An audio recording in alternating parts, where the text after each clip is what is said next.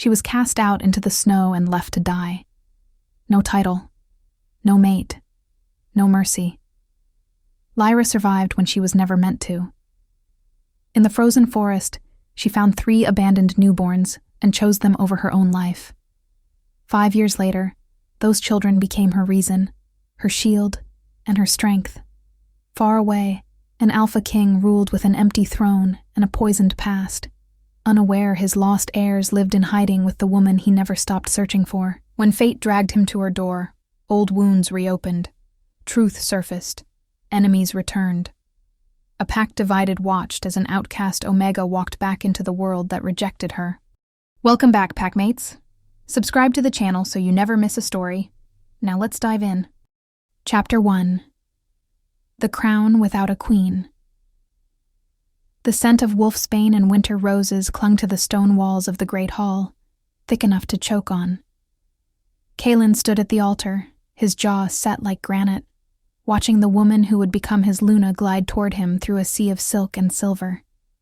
Selene moved as though the ground beneath her feet existed only to serve her passage. Her gown trailed behind her like spilled moonlight, and her eyes, pale as frost, locked onto his with something that wasn't love. It was hunger. The gathered wolves of the Silver Crown Pack bowed their heads as she passed, but Kaelen felt no surge of pride. Only the weight of chains he couldn't see but knew were being fastened around his throat with every step she took. Alpha King. Kaelen of the Silver Crown. The elder intoned, his voice echoing off vaulted ceilings. Do you accept Selene, daughter of the Northern Ridge, as your mate and Luna? Kaelen's wolf snarled inside him. Reject her. But alliances were forged in blood and vows, and his pack needed the strength of the North. He could feel the eyes of 100 wolves on him, waiting. I accept. Selene's lips curved, not a smile, a claiming. The ceremony blurred into ritual, the binding of hands, the exchange of marks, the howl that rose from the pack like a dirge. When it was done, Selene turned to him, her fingers cold against his jaw.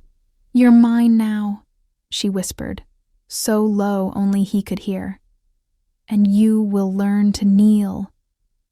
His wolf bared its teeth. Kaelen said nothing. The mating chambers were vast and cold despite the fire roaring in the hearth. Selene swept through the doors ahead of him, already issuing commands to the attending wolves. No one enters without my permission. Not the healers. Not the servants. Not even the beta. Her gaze slid to Kaelen. Privacy is sacred between mates, isn't it, my king? The servants bowed and retreated. The heavy doors closed with a finality that tasted like iron. Kaelen crossed to the window, staring out at the moonlit courtyard below. He could feel her watching him, calculating. You don't love me. Her voice was sharp as broken glass. No. Good. She moved closer, her footsteps deliberate. Love makes wolves weak. Power is what matters, and together, we will be unstoppable. He turned to face her. I agreed to this union for my pack. Not for you. Something flickered in her eyes. Rage, barely leashed. You think you can dismiss me? I am your Luna now. Your equal. You are my political necessity. The words came out colder than he intended. Nothing more. Her hand cracked across his face before he could move. The sting was nothing compared to the fury radiating from her in waves. You will regret those words, Kaelen. Her voice dropped to something poisonous. I promise you that. The months that followed were a slow descent into ice. Selene ruled the chambers like a tyrant, her presence suffocating. She forbade the healers from attending him when exhaustion pulled at his bones. She turned away his beta when he sought counsel. She wrapped herself around his life like a noose, tightening by degrees. And then the pups were born. 3 of them, small and mewling, their eyes sealed shut. Kaelen felt something crack open in his chest the first time he held them, something he thought Selene had frozen beyond repair. They're mine, Selene said from the bed, her voice sharp. My heirs. My legacy. Kaelen looked down at the tiny forms in his arms, their heartbeats fluttering against his palms. They're ours. No. She sat up, her eyes glittering. They are the only reason you matter now. That night, they fought. The worst yet. You're poisoning them against me, Kaelen growled, pacing the length of the chamber. They're barely a week old, and you've already... Already what? Celine rose from her chair, her voice cutting. Protected them from a father who sees them as pawns? You don't love them. You love what they represent. That's you. The words tore from him. That's all you've ever been. Her face went white, then red. Get out. These are my chambers, too. Get out. He should have seen it coming. Should have noticed the way her hands trembled, not with sorrow, but with cold precision, as she poured his wine. Should have caught the bitter edge beneath the honeyed scent, but he was tired, so tired of fighting. He drank. The world tilted sideways, his knees hit stone. Celine's face swam above him, blurred and distant, her lips moving though he couldn't hear the words. His wolf howled, clawing to surface, but something heavy pressed down on his consciousness like a boulder. Darkness swallowed him whole. When Kaelen woke, the fire had burned to embers. His head pounded, his limbs weak as a newborn's. He pushed himself upright, the room spinning. Celine? Silence answered him. He staggered to his feet, bracing himself against the wall. The chamber was too quiet, too still. The cradle stood empty near the window. His heart stopped. He crossed the room in 3 unsteady strides, staring down at the vacant space where 3 small forms should have been sleeping. The blankets were cold. The air smelled of nothing but ash and absence. "Where are the pups?" he whispered, his voice breaking on the words. No one answered. Chapter 2. Ashes of the Omega. The cradle was empty, and so was the world.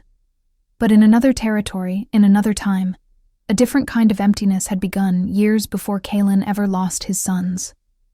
Lyra was 15 when her mother stopped breathing. She remembered the way the light had faded from her mother's eyes, slow as sunset, while the pack healer muttered useless prayers over her cooling body. Fever, they said, as if naming it made the loss smaller, as if it filled the hollow space her mother left behind. Her father didn't weep. He stood at the foot of the bed, stone-faced, while Lyra clutched her mother's hand and begged her to wake up. "Enough," he'd said, his voice flat. "She's gone." Those were the last kind words he ever spoke to her. 6 months later, he brought Maris home. She swept into their cottage like a winter storm. Beautiful, cold, and sharp enough to cut. Her 2 daughters trailed behind her, their eyes already measuring Lyra like prey. "How sweet," Maris cooed, tilting Lyra's chin up with one perfectly manicured finger. "Your little Omega."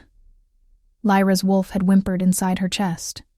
The transformation was gradual. First, Lyra's room was needed for Maris's daughters. Then her mother's belongings disappeared, piece by piece, until nothing remained but echoes. Her father grew distant, his eyes sliding past her as though she were glass. "You'll sleep in the stables," Maris announced one morning, her smile saccharine. "It's more fitting for someone of your station." Lyra had looked to her father, waited for him to intervene. He'd turned away. The stables smelled of hay and dung and loneliness. Lyra curled into the corner each night, shivering beneath a threadbare blanket, while her wolf howled silently inside her. The other pack members watched her fall with the same indifference they'd show a leaf drifting from a tree. Omegas were meant to be cherished, protected. But this pack valued strength above all else, and Lyra had been marked as weak the moment her mother died. "Fetch water," Maris would command, her voice ringing across the yard. "Scrub the floors. Polish my daughter's shoes." Lyra's hands grew raw and cracked, Her stomach learned to survive on scraps tossed to her like she was a stray dog. When the other young wolves gathered for training, learning to hunt, to fight, to shift, Lyra was forbidden from joining. "You'd only embarrass yourself," Maris said, examining her nails. "Omegas aren't meant for such things." But Lyra's wolf raged against the cage of her ribs, desperate to run, to be. Each full moon was agony, her body screaming to shift while Maris's daughters paraded their wolves with smug satisfaction. "Can't even shift properly," one of them sneered. "What kind of wolf are you?" "A broken one," Lyra thought, swallowing the tears that threatened. The pack elders noticed, of course. But dominance was currency here, and Lyra had none to spend. They looked through her as though she'd already faded from existence. The end came on a frost-bitter morning when Maris's favorite necklace went missing. "Thief!" The accusation rang through the air like an arrow. Maris stood in the center of the pack square, her face twisted in theatrical anguish. "That little rat stole from me." Lyra's heart plummeted. "I didn't." "Search her belongings," Maris commanded. They found the necklace tucked beneath Lyra's thin mattress in the stables. She watched them pull it free, her mind reeling. She'd never seen it before, never touched it. The elders convened within the hour. Lyra stood before them, trembling, while Maris wept convincing tears. Her father stood at the edge of the gathering, his face carved from ice. "The evidence is clear," the head elder intoned. "Theft is a grave offense." "Please," Lyra's voice cracked. "I didn't do this. I would never." "Father." She turned to him, desperate. Tell them I wouldn't." He met her eyes for the first time in years. She saw nothing there. No love, no recognition, just emptiness. "I have nothing to say." The words shattered something fundamental inside her. "You are banished," the elder declared. "Effective immediately. You will leave Packlands and never return." They gave her nothing but the cloak on her back, threadbare, patched, barely enough to keep the cold at bay. Maris watched her go with glittering eyes. Her daughters smirked. The pack turned away. Her father didn't even look. The forest was merciless. Snow fell in thick curtains, each flake a tiny blade against her skin. Lyra stumbled through drifts that reached her knees, her wolf whimpering weakly inside her. She had no destination, no plan. Only the certainty that she'd been erased from the world that made her. The cold seeped into her bones. Her legs grew numb. She thought about lying down in the snow and letting it cover her like a blanket. Would anyone even notice she was gone? Then she heard it, a sound so faint she almost mistook it for wind. A cry. Small, desperate. Lyra's head snapped up. Her wolf surged, suddenly alert. She followed the sound through the trees until she found them. 3 tiny forms huddled against a fallen log, barely visible beneath the snow. Wolf pups. Their eyes were sealed shut, their bodies shaking with cold. Someone had left them here, left them to die. Lyra dropped to her knees, her frozen fingers trembling as she gathered them against her chest. They were so small, so fragile. Their heartbeats fluttered against her palms like trapped birds. One of them whimpered, nuzzling weakly into her warmth. Something fierce and bright ignited in Lyra's chest. Something she thought had died with her mother. Something Maris couldn't steal and her father couldn't ignore. Purpose. She pulled her cloak around them, sheltering their small bodies from the storm. Chapter 3. The Forest and the Firelight. "You're not alone anymore," she whispered, her breath misting in the frozen air. "I'll protect you." The cottage appeared through the trees like a miracle, her grandmother's old refuge, abandoned since the woman's death 2 winters past.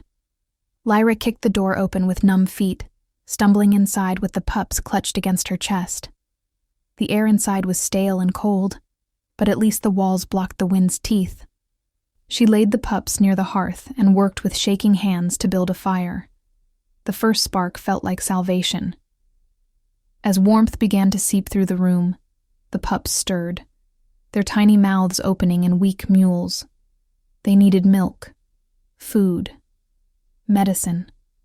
Lyra had none of those things, but she had her grandmother's books, dusty tomes filled with herb lore and healing remedies. She had the forest, and she had something fiercer than desperation burning in her chest. She had will. That first night, she fed them water mixed with crushed elderflower, coaxing drops past their tiny tongues. She wrapped them in every scrap of fabric she could find and held them against her body, letting her warmth become theirs.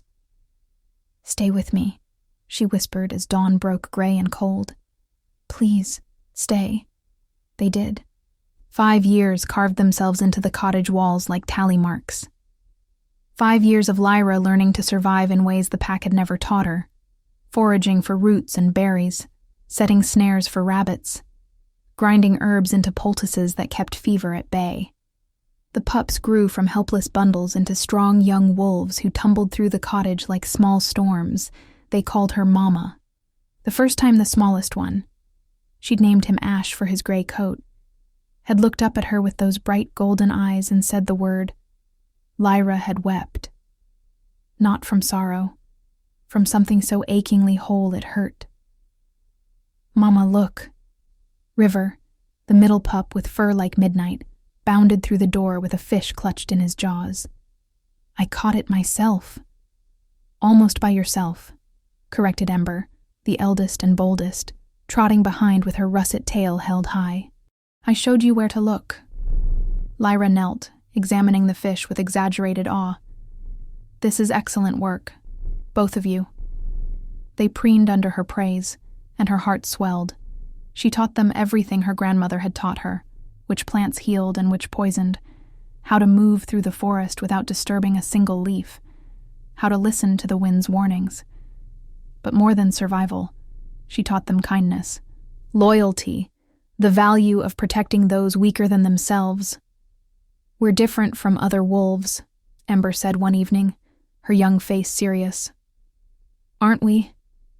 Lyra looked at the 3 pendants hanging around their necks, silver crescents she'd found tucked in their blankets that first night. She'd never removed them, though she didn't know their significance. "You're exactly who you're meant to be," she said, pulling them close. "That's all that matters." But 200 miles north, in a palace that had forgotten how to smile, another wolf carried the weight of those same pendants burned into his memory.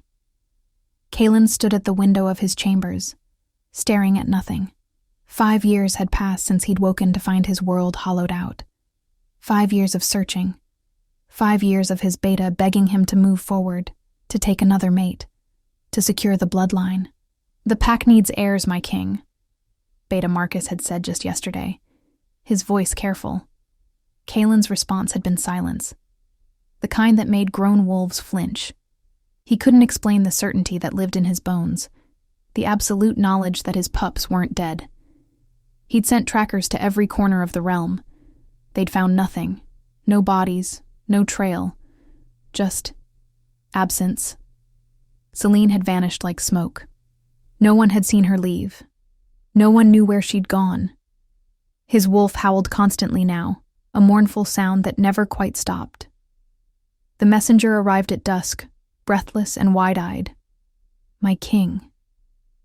He dropped to one knee, his heart hammering so loud Kaelen could hear it across the room.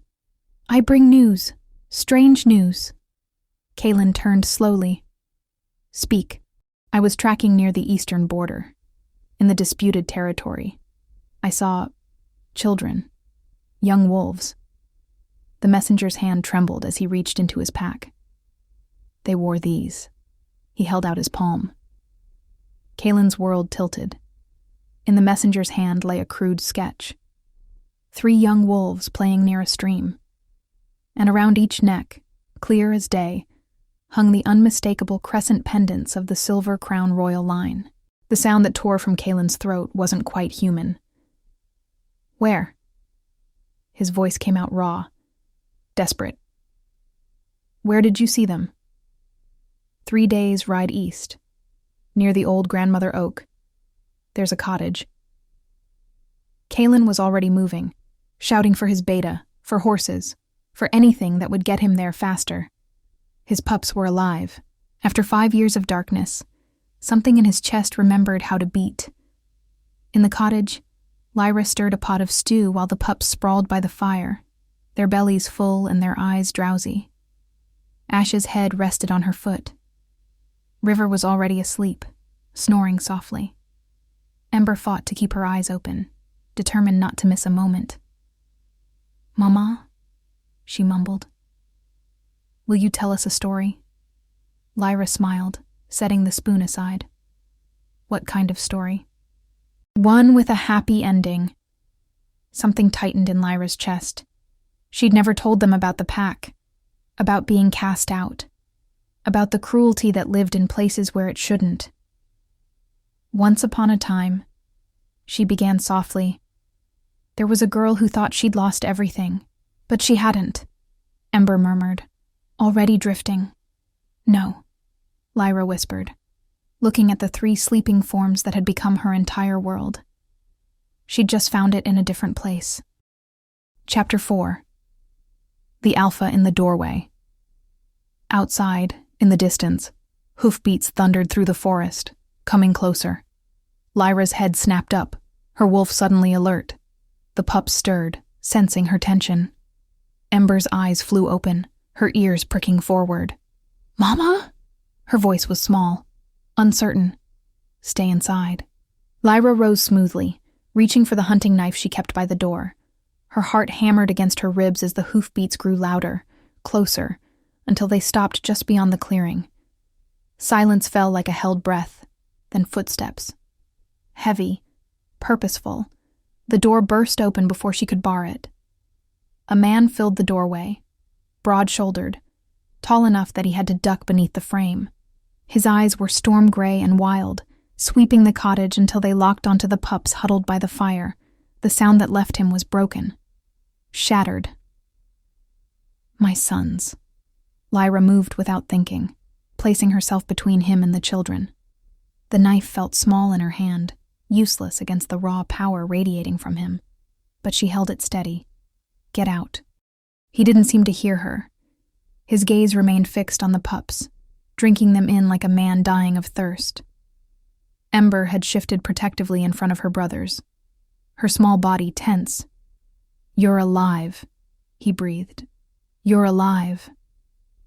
"I won't tell you again," Lyra said, her voice harder. "Leave. Now." His eyes finally found hers. She saw recognition flicker there, not of her face, but of what she was. Omega. The scent would be unmistakable to an alpha of his strength. And goddess help her, she knew what he was too. The power rolling off him, the silver pendant at his throat, the desperate hunger in his gaze as he looked at the pups. This was their father. "Those are my children," he said, his voice raw. "I've been searching for 5 years. 5 years. And you—" His gaze raked over her, confused and accusing. "Who are you? Where is Celine? What happened? I don't know who Celine is." Lyra's grip tightened on the knife. "And I don't care. Those pups were left in the snow to die. I found them. I saved them. I raised them." "Mama?" Ash's voice trembled from behind her. "Who is he?" The word struck Kaelen like a physical blow. Mama. His pup, his son, had called this stranger Mama. "I'm your father," he said, taking a step forward. "Stop." Lyra's wolf surged, lending strength to her command. "You take one more step and I will fight you. I don't care what you are." He froze, staring at her. At this small Omega, who looked half-starved, who wore threadbare clothes and held a knife that couldn't possibly hurt him, who stood between him and his children with absolute conviction blazing in her eyes. "They are mine," she said, each word carved from stone. "I raised them. I bled for them. I sat up through fevers and nightmares and taught them to hunt and heal and be good. You are a stranger to them. I am their father. His voice cracked on the word. My mate. She took them. He stopped, his jaw working. I didn't abandon them. I would never. But someone did. Lyra's voice cut through his explanation like winter wind. Someone left them in the snow to freeze. Someone threw them away like refuse. And I was there. Where were you? The question hung between them, brutal and unanswerable. River crept to Lyra's side, pressing against her leg. We don't have to go with him, do we, Mama? Kaelen's face went white. No, little one, Lyra said softly, never taking her eyes off the Alpha. You never have to go anywhere you don't want to. They're my sons. Desperation bled into Kaelen's voice. Please, I've been searching. I thought they were dead. You don't understand what... I understand that they don't know you. Lyra lowered the knife slightly, though her stance remained defensive. I understand that you're frightening them, and I understand that if you try to take them from me, I will die before I let you. She meant it. He could see it written in every line of her body. Kaelen's wolf howled, torn between the instinct to claim his pups and the reality standing before him. These children didn't run to him with joy. They huddled behind this stranger, their eyes wide and uncertain. The bond he'd dreamed of reclaiming was already given to someone else. What would you have me do? His voice came out hoarse. Walk away? Pretend I never found them? I would have you see them. Lyra's expression softened fractionally. Really see them. They're not pieces to be claimed. They're children. And they're terrified. Kaelen looked past her, really looked, and saw his daughter trembling despite her brave stance. Saw his sons pressed against this woman like she was their only shelter in a storm. He'd been so desperate to have them back that he'd forgotten to consider what they needed. Slowly, carefully, he lowered himself to one knee, making himself smaller, less threatening. I'm sorry, he said, looking at each pup in turn. I didn't mean to frighten you. I've missed you so much. Ember tilted her head, her young face uncertain. You're really our father? I am. His voice broke. And I would very much like to know you, if you'll let me.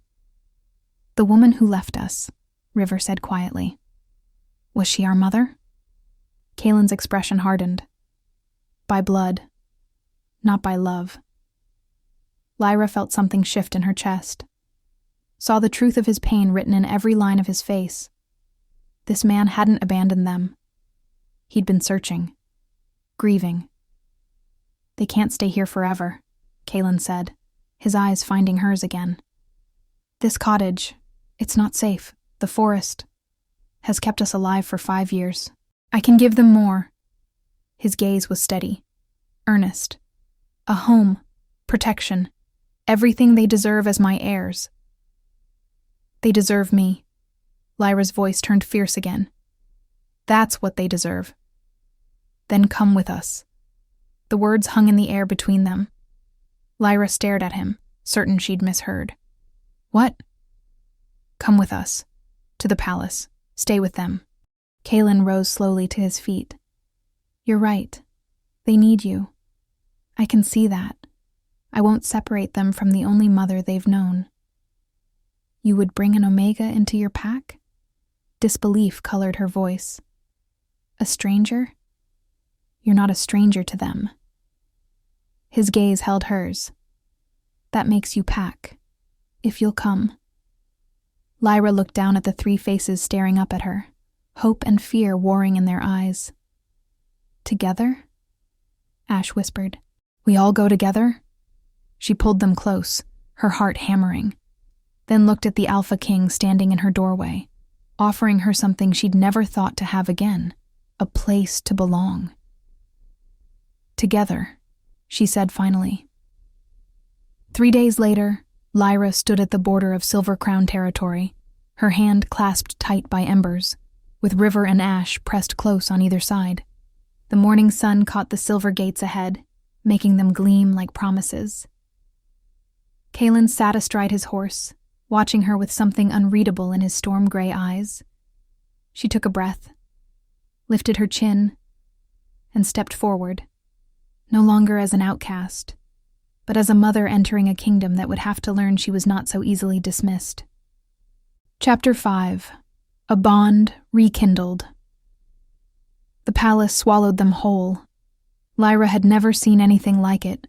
Stone corridors that stretched endlessly, ceilings so high they seemed to touch the sky, windows of colored glass that scattered rainbow light across marble floors. Everything gleamed with wealth and power she couldn't fathom. The wolves who saw them enter stopped and stared. Their eyes raked over her threadbare dress, her worn boots, the dirt still clinging to her skin from the forest. Then their gazes would shift to the pups, to Kaelen. An understanding would dawn, followed quickly by disdain. Who is she? The whispers followed them like shadows. Just some Omega he found. Look at her. Barely better than a rogue. Lyra held her head high and tightened her grip on Ember's hand. She'd survived worse than whispers. The chambers Kaelen gave them were larger than her entire cottage. 3 beds, a fireplace, windows overlooking gardens that seemed to bloom despite the season. The pups explored with wide eyes and breathless laughter while Lyra stood frozen in the doorway. Is it acceptable? Kaelen's voice came from behind her. Careful. Uncertain. She turned to find him watching her with that same unreadable expression he'd worn at the border. It's too much. It's what they deserve. What you deserve. You don't know what I deserve. The words came out sharper than intended. Something flickered in his eyes. No, I suppose I don't. He left before she could decipher what she'd seen there. The days that followed were a careful dance around invisible lines. The palace servants treated Lyra with barely concealed contempt, bringing food late, ignoring her requests, muttering just loud enough for her to hear. Lowborn, outsider, Omega pretending to be more than she is. But the pups flourished. They ran through the gardens, trained with the other young wolves, discovered libraries full of books and kitchens full of sweet things Lyra had never been able to give them. They laughed more, smiled brighter, and Lyra learned to make herself invisible while they did. She watched them from corners and shadows, always present but never imposing. This was their birthright, after all, their home. She was just... You don't eat with us. Kaelen's voice startled her from her thoughts. She looked up from where she sat, tucked in a window alcove, watching the pups train in the courtyard below. The Alpha King stood a few paces away, his expression troubled. I'm not hungry. You're always not hungry. He moved closer, his gaze sharp. The servant said you refused to join meals in the Great Hall. I'm not Pack. The words tasted bitter. True. I don't belong there. The pups ask for you every night, and I come to their chambers every night. She met his eyes steadily. I tuck them in, tell them stories. That's enough. Is it? He studied her face like he was trying to solve a puzzle. Is it enough for you? The question struck something tender. Lyra looked away, back to the courtyard where Ember was showing her brothers a new fighting stance. What I want doesn't matter. They're happy. That's what matters. You matter to them. I know. Her voice softened. That's why I won't make this harder by pretending to be something I'm not. She felt him watching her, felt the weight of his gaze like a physical thing. Then he left without another word, and Lyra told herself the hollowness in her chest meant nothing. But Kaelen couldn't stop watching her. He saw the way she moved through the palace like a ghost, always present but never there. Saw how she flinched when wolves raised their voices, how she made herself small in crowded spaces, how her eyes constantly tracked exits like a trapped animal looking for escape. He saw how she lit up when the pups ran to her, how her whole face transformed, soft and radiant and alive. How she listened to their stories with absolute attention. How she praised their victories and soothed their hurts with a gentleness that made his chest ache. She'd saved his sons, raised them with nothing but love and determination, and his pack treated her like dirt beneath their feet. "The council is unhappy," Beta Marcus said one evening, his tone careful. "They say you show favoritism to an outsider. That you should send her away now that the pups are home." Kaelen's wolf snarled. "She stays. My king, she stays." The command left no room for argument. "Any wolf who has a problem with that can take it up with me directly." Marcus bowed and retreated, but the conversation left poison in Kaelen's mind. How long before the council's whispers became demands? How long before Lyra heard them and decided to leave on her own? The thought made something twist violently in his chest. He found her in the library 3 nights later, curled in a chair with a book she wasn't reading. The firelight caught copper threads in her dark hair, painted shadows beneath her cheekbones. She looked exhausted, beautiful, breakable. "Can't sleep?" he asked quietly. She startled, nearly dropping the book. "I didn't hear you." Old habit, being quiet. He moved closer, drawn by something he didn't want to name. "The pups?" "Asleep. Finally." A small smile ghosted across her lips. "River wanted 7 bedtime stories. 7. He's testing boundaries, seeing how far he can push." "I know." Her smile widened fractionally. "I let him have 6. Kaelen found himself smiling back. When was the last time he'd smiled? "You're good with them. Better than—" He stopped, the old wound suddenly fresh. "Better than their mother?" Lyra's voice was gentle, not accusing. She was never their mother. The words came out raw, not in any way that mattered. Lyra set the book aside, her eyes searching his face. For the first time since they'd entered the palace, she really looked at him. Not as the Alpha King, not as a threat, but as something else entirely. She saw exhaustion carved into the lines around his eyes, saw grief held so tight it had become part of him. Saw a man who'd lost everything and was still trying to figure out how to live with what remained. "I'm sorry," she said softly. "For what she did. For what you lost. I found them again."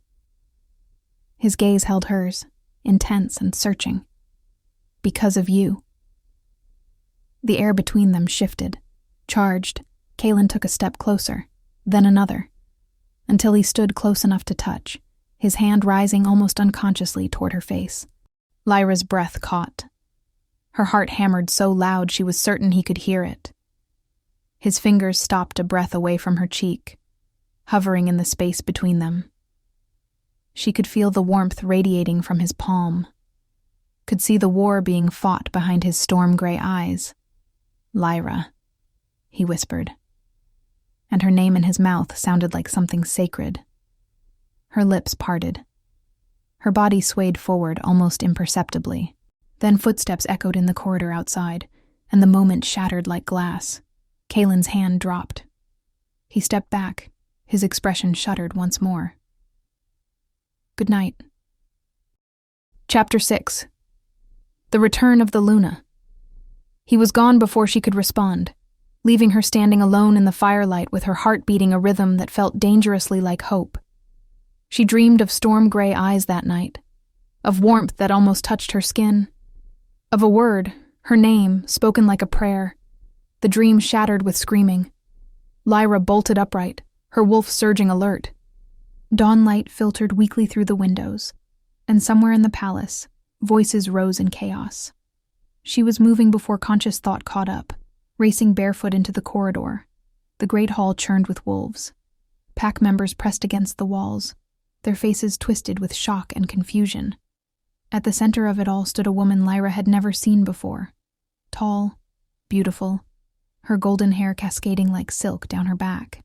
She wore traveling clothes stained with mud and torn in strategic places, and tears streaked her perfect face. but it was the cold calculation in her eyes that made Lyra's stomach drop. My king.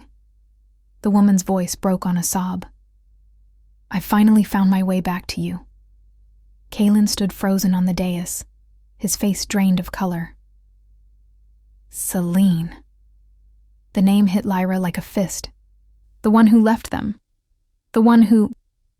I was taken, Selene gasped, stumbling forward. Several wolves moved to catch her, support her, their expressions sympathetic. Rogues attacked the night I fled with our children. They stole me away, held me captive all these years in darkness and chains. Her voice rose, theatrical in its anguish. I tried to escape, tried to get back to you, to our babies.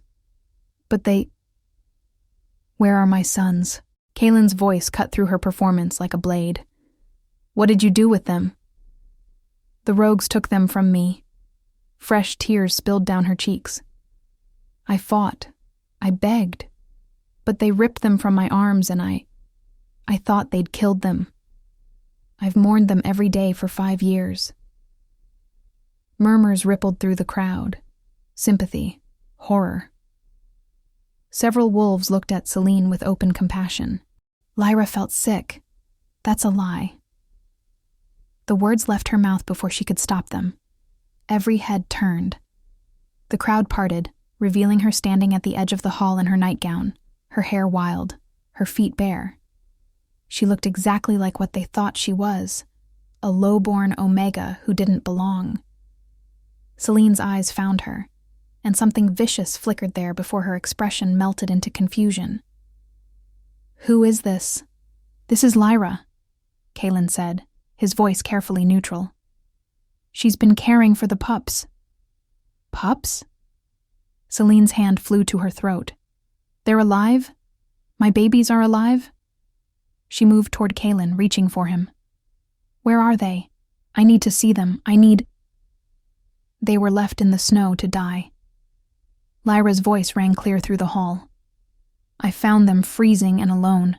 No rogues, no captors, just 3 pups abandoned in the forest. Selene turned to face her fully, and the mask slipped for just a fraction of a second. Long enough for Lyra to see the rage beneath. You must be mistaken, child. The trauma of what I endured. I'm not mistaken. Lyra stepped forward, her wolf lending her courage she didn't quite feel. And I'm not a child. I raised those pups for 5 years while you were... Where exactly were you? Captive. For 5 years? With no ransom demand? No word to the pack? Lyra's eyes narrowed. That's convenient. How dare you? Selene's voice turned sharp as broken glass. I am the Luna of this pack. I don't answer to some Omega servant. Lyra is not a servant, Kaelen said quietly, but there was steel beneath the words. She saved my sons' lives, and I am their mother. Selene drew herself up, every inch the regal Luna. I demand to see them. Now. The pups were brought to the hall within minutes, still sleepy and confused. Ember spotted Lyra immediately and started toward her, but Selene intercepted, dropping to her knees with a theatrical cry. My darlings, my precious babies. She reached for them, and all 3 recoiled. The rejection was instinctive, visceral. Selene froze, her hands hanging in empty air. Don't you know me? I'm your mother. No. Ember's voice was small but firm. Mama is our mother. She pointed at Lyra. The hall fell silent. Selene's expression went blank. Then something ugly twisted across her features before she caught herself, painting on grief. They don't remember me. The rogues. They must have traumatized them, poisoned their minds against me. No one poisoned them. Lyra moved forward, and all 3 pups immediately ran to her, pressing close. She wrapped her arms around them, her gaze locked on Selene. They just know who was there when they needed someone. You turned them against me. Selene rose slowly, her mask finally cracking. "You stole my children. You abandoned them." The words tore from Lyra's throat. "You left them in the snow to freeze, to die." "I don't care what pretty lies you tell these people. I was there. I found them barely breathing with frost in their fur. You wanted them dead." "That's absurd. Why would I?" "Because you hated him." Lyra's gaze cut to Kaelen, then back. "You wanted to hurt him in the worst way possible. So you took his sons and threw them away like garbage." The hall erupted. Wolves shouting, arguing, demanding proof. Celine's facade shattered completely, her face contorting with rage. "You have no right to speak to me this way. I am Luna. I demand you cast this lying Omega out before she poisons the entire pack against me." "She's not lying." Kaelen's voice cut through the chaos like thunder. He stepped down from the dais, moving toward Lyra and the pups with predatory grace. His eyes, when they met Celine's, were cold as winter. "The night you disappeared, you poisoned my drink. I woke 2 days later to an empty cradle and no explanation. No ransom note, no body, nothing." His voice dropped to something dangerous. "You wanted me to suffer, and you used my sons to do it." Celine's chin lifted defiantly. "You have no proof." "I have 3 living pups who bear the marks of exposure and near death." Kaelen's gaze swept the hall. "I have a woman who found them abandoned in the forest with no explanation, and I have 5 years of your complete absence while rogues supposedly held you captive without ever demanding payment or making contact. You believe her over me?" Celine's voice turned shrill. "Your mate? You stopped being my mate the moment you left my sons to die." The words fell like stones. Celine stared at him, something feral creeping into her expression. "You'll regret this. The Northern Ridge won't stand for... The Northern Ridge can take their grievances to the council. But you..." Kaelen's wolf pressed close to the surface, making his eyes flash gold. "You are no longer welcome in my home. I am your Luna. You are nothing." He turned away from her, his gaze finding Lyra, and the pups huddled together. Something in his expression softened. "And she is everything you should have been." Lyra's breath caught. Celine's shriek of rage echoed off stone walls as guards moved to escort her from the hall. But Lyra barely heard it.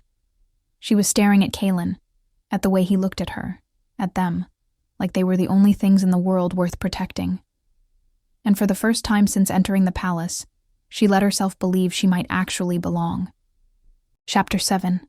The Alpha's Judgment. But Celine wasn't finished. "You would cast me aside for her?" Her voice dripped venom as the guards hesitated, uncertain.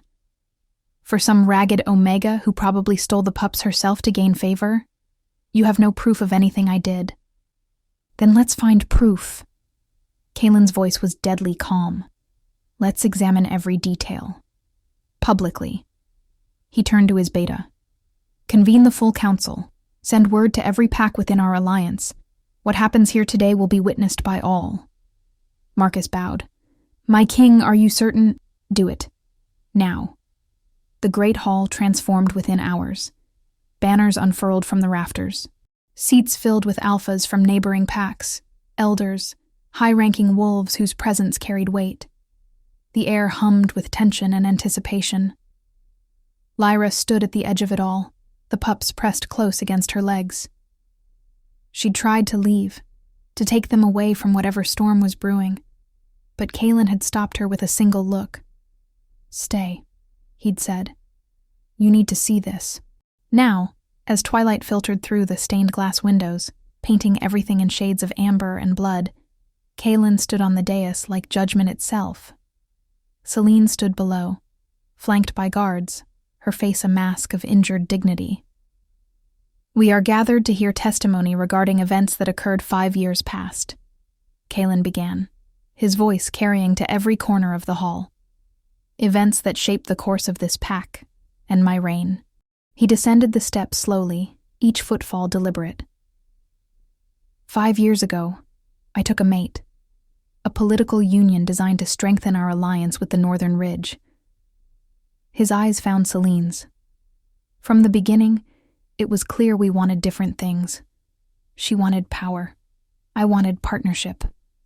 Murmurs rippled through the crowd. She forbade anyone from entering our chambers, isolated me from my beta, my healers, my advisors. Kaelen's jaw tightened. I allowed it, believing she needed time to adjust. I was wrong. You were cold, Selene interjected, her voice trembling. Distant. You treated me like a burden. I treated you like what you were. A stranger who wanted me to kneel. His words cut clean. When our sons were born, I thought perhaps things would change. That motherhood would soften you. He turned to address the assembly. Instead, she saw them as tools, leverage. When she realized she couldn't control me, she made a choice. Kaelen's hand rose, and Marcus stepped forward with a small vial. This was found in the chambers, hidden behind a loose stone. Nightshade extract, enough to render a wolf unconscious for days. Gasps echoed through the hall. The night she disappeared, I drank wine she poured with her own hands. I woke 2 days later. Weak, disoriented, alone. She was gone. The pups were gone. No note, no explanation, no body. His voice dropped to something rawer. I thought they were all dead. You're inventing stories, Selene said, but her voice had lost its conviction. That vial could belong to anyone. Your scent is all over it. Kaelen moved closer to her, his wolf rising to the surface. Don't lie to me. Not anymore. Fine! The word exploded from her. Fine. I gave you the nightshade. You want to know why? Because you made me into nothing. The great Alpha King who couldn't be bothered to love his own mate. You didn't want love, Kaelen said quietly. You wanted submission. I wanted a partner who saw me as an equal. Tears streamed down her face, but they seemed more from rage than sorrow. Instead, you treated me like a pretty ornament. So yes, I left. I took the pups because they were the only power I had over you. The hall went deathly silent. And what did you do with them? Kaelen's voice was barely above a whisper. Where did you take my sons? Selene's lips pressed into a thin line. I found them. Lyra's voice cut through the tension. She stepped forward, her heart pounding but her voice steady. 3 days' journey from here, abandoned in the snow. They were dying. Every eye turned to her. They couldn't have been more than a week old. Their fur was crusted with ice. They weren't breathing properly. The memories made her voice shake, but she pushed forward. I took them to my grandmother's cottage, fed them, kept them warm. They survived, but barely. She's lying, Selene hissed. She probably. I'm not finished. Lyra's eyes blazed. For 5 years I raised them, taught them, loved them. They called me Mama because I was the only mother they knew. And you... She turned her full attention to Selene. You were nowhere. You didn't try to find them. You didn't care if they lived or died. I did care, Selene whispered, but the words rang hollow. No. Kaelen's voice was final. You cared about revenge, about hurting me. And you used innocent lives to do it. He turned to face the assembly, his shoulders squared.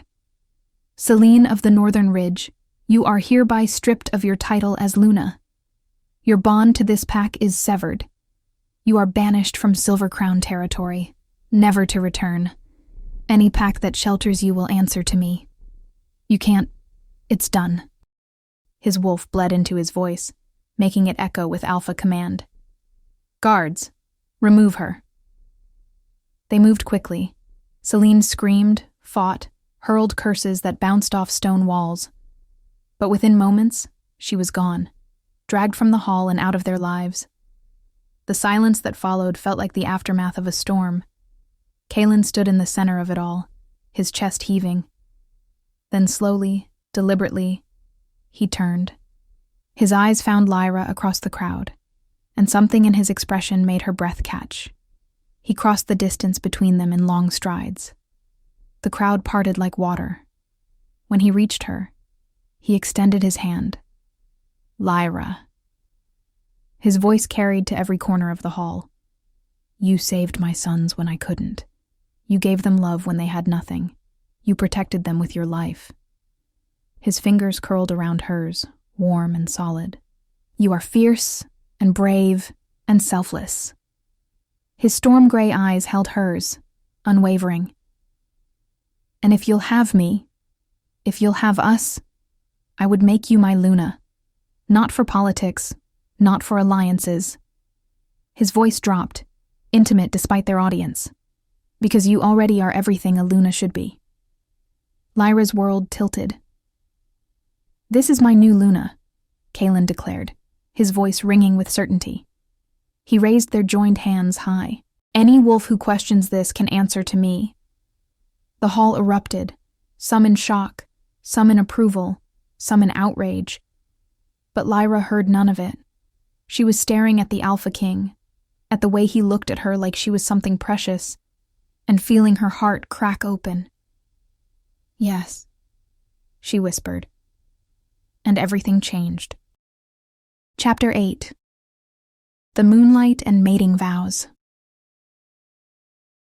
The full moon rose 3 nights later, fat and silver against a velvet sky.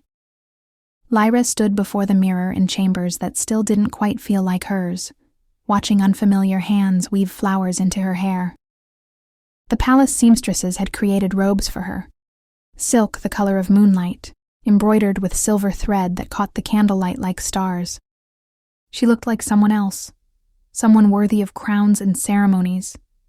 You're beautiful, Mama. Ember's voice was hushed with awe.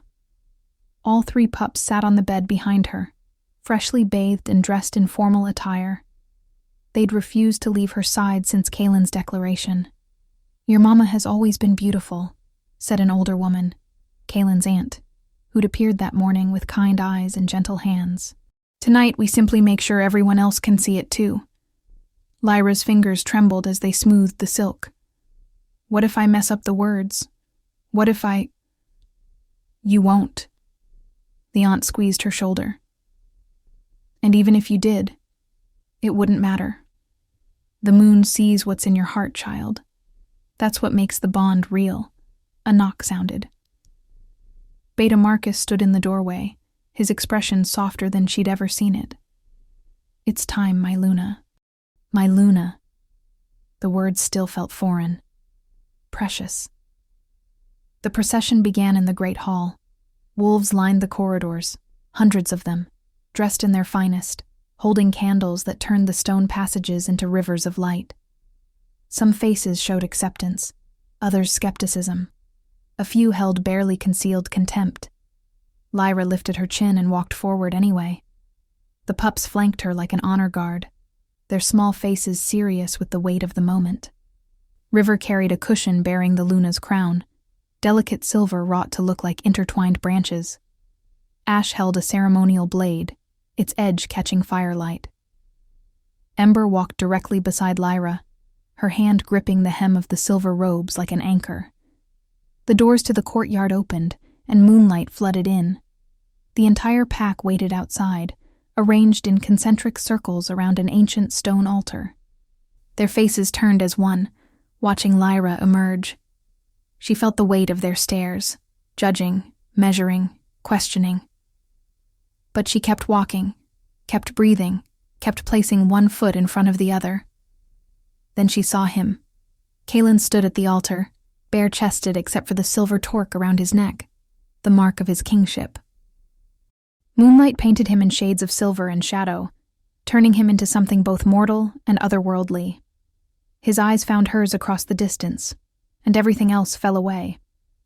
The crowd parted. Lyra walked through them like she was moving through a dream, the pups trailing behind. When she reached the altar, Kaelen extended his hand, and she took it without hesitation. His fingers curled around hers, warm, steady, real. The pack elder stepped forward, her aged voice carrying on the night air.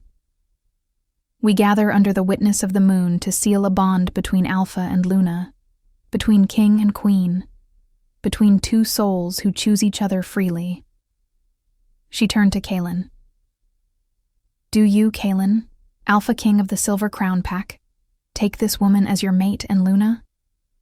Do you swear to protect her, honor her, and stand beside her through all the moons to come? I do. His voice was steady as stone. With everything I am. The elder turned to Lyra.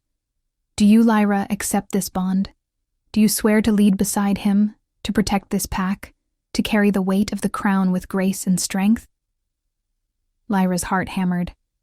She thought of the girl who'd slept in stables, the outcast who'd been banished into snow, the woman who'd found 3 dying pups and decided to fight for them. I do, she said, and meant it with every fiber of her being. The elder lifted the ceremonial blade from Ash's cushion. Then let blood seal what words have spoken. She drew the blade across Kaelen's palm, then Lyra's. Blood welled dark against their skin. The elder pressed their hands together, palm to palm, blood mixing. By moon and blood, by choice and promise, you are bound. Power surged through Lyra like lightning. She gasped, her wolf rising to meet Kaelen's, and suddenly she could feel him, his heartbeat matching hers, his strength flowing into her, his emotions crashing against her consciousness like waves. Wonder, relief, something fiercer that she didn't dare name yet. The elder lifted the crown from River's cushion and placed it on Lyra's head. The weight settled like it had always belonged there. Rise, Luna of the Silver Crown Pack. Kaelen pulled her to her feet, his eyes blazing. Mine, he whispered, so low only she could hear. Finally mine. Ours, she corrected, glancing at the pups, his expression softened. Ours. The pups howled, pure, joyful sounds that pierced the night. Other young wolves joined them, then adults, until the entire pack lifted their voices to the moon. The sound washed over Lyra like a blessing, fierce and wild and right. Kaelen drew her close, his hand cupping her face. May I? She knew what he was asking. The ceremony required a kiss to seal the bond publicly. But he waited for her permission anyway. Lyra rose on her toes and closed the distance herself.